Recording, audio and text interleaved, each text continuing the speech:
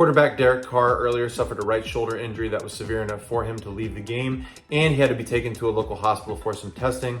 Currently, sources are reporting that it looks like he has avoided a major injury and that he's not expected to miss the remainder of the season. Now, the mechanism that he actually injured his shoulder on is very consistent with what we would see with something known as an AC joint injury, and because some people may not be too familiar with that and what the anatomy is, I want to go ahead and focus on that with this video. Ladies and gentlemen, welcome to my channel. If you're not familiar with me, my name is Nick Gallo and I'm a doctor of physical therapy, and with my channel I take a look at sports injuries and I go over them so that they're a little bit easier to understand.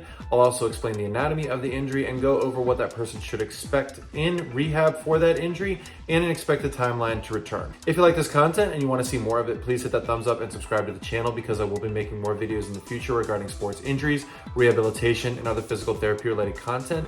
Also, if you have any comments or questions, please leave those in the comment section below. Now we can see right here on the play that Carr is injured on as he's being pulled into the ground, it seems that he just lands right on that right shoulder. So here I have a model of the shoulder joint, and so the shoulder joint is formed of several different articulations. So the first one being that humerus bone that's going to come up, and the head of the humerus is actually going to attach to the glenoid, which is essentially an area of the scapula here that's going to form the GH or the glenohumeral joint. Then as we move further up, we have something called the acromion, which is a part of the scapula right in through here, and that is actually going to attach to the clavicle, or what we often associate with as being the collarbone, right through here at the acromioclavicular joint. Now, for the sake of this video, because it looks like it's consistent with an AC joint injury, I want to go ahead and focus on just that AC joint. So as we look in through here, in that acromioclavicular joint, once again, that is the articulation between the acromion, which is right in through here, and the clavicle.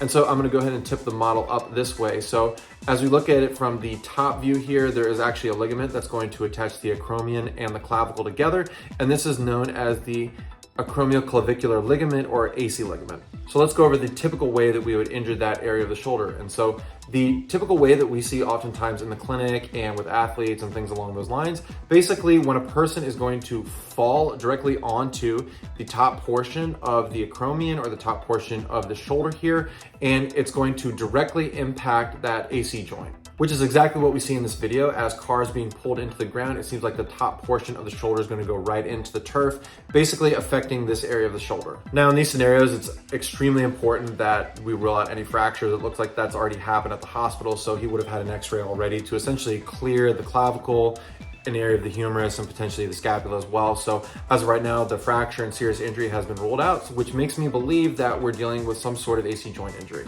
There are actually 6 sort of AC joint injuries. The first one is essentially going to be a stretching of that acromioclavicular ligament, but there's not going to be any tearing of that ligament.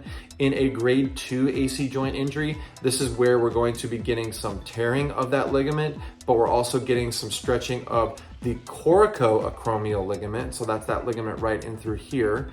And finally, in a grade 3, you're getting a rupture of both of these ligaments. There are grades 4 through 6 for these AC joint injuries, but essentially in those, what's going to happen is because you have full ruptures of the AC and the CC ligaments here, you're going to have this portion of the scapula essentially floating in space. And so the grade is classified based on where that clavicle is positioned. Since he's already had imaging and they ruled out any serious injury, I think it's safe to say that he's not dealing with one of those. One other possibility by watching this video is that perhaps he's dealing with some sort of shoulder subluxation, where the head of the humerus here is going to come out briefly and then go back into the joint, or a point where essentially he's going to be dealing with a shoulder dislocation.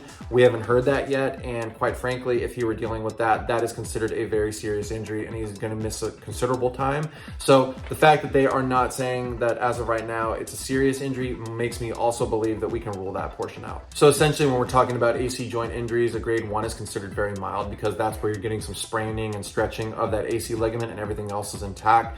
I would think as of right now, it looks like he's dealing with something along those lines. So he's going to have an MRI to essentially rule out any tearing of the ligaments and soft tissue in the area. I would be very surprised if it's anything more than a grade 2, where essentially in a grade 2, you're getting a rupture of that AC, but you're getting some stretching of the CC. So once again, we're gonna have to essentially be a little patient and wait until we hear results of that imaging. So as of right now, it seems that Derek Carr actually has dodged a bullet and he doesn't seem to be missing considerable time with this sort of injury. But if I happen to hear anything, I'll be sure to update everybody in the comment section. Also, if you happen to hear anything, please feel free to update me as well. So we wish Derek Carr the best of luck moving forward. He's been playing very well this season. If you would like, I have some other shoulder injuries that I've talked about in the past, and you can go ahead and click on that in this playlist.